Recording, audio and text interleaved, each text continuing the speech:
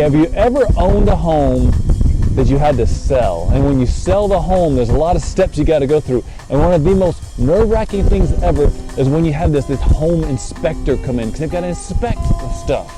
And there's, you know your old house, especially if it's an older house, and you know the character, you might call it, but you know certain, pipes that don't work, or the time that you had, the termites, or whatever it is.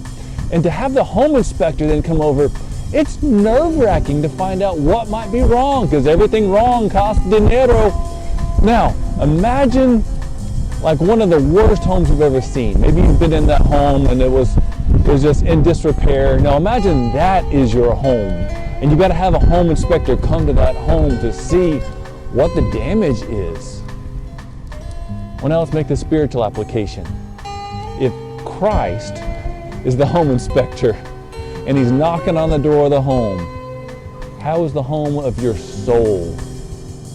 And now imagine back to, a torn down old home. What if the home inspector said, man, this house is a mess. In fact, this is one of the worst houses I've ever seen in all of my history of inspecting homes. But let me tell you what I'm going to do.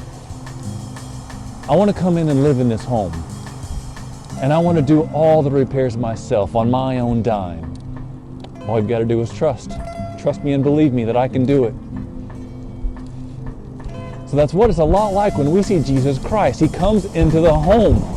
Says, I know it's a mess.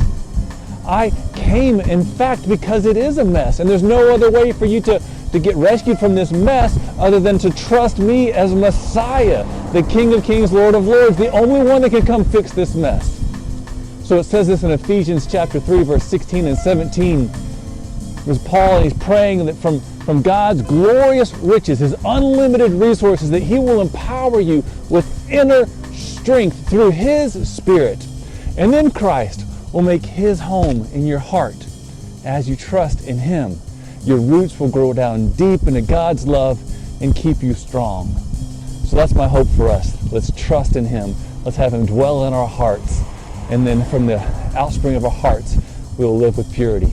All right, peace. Hey y'all, hi Hazel.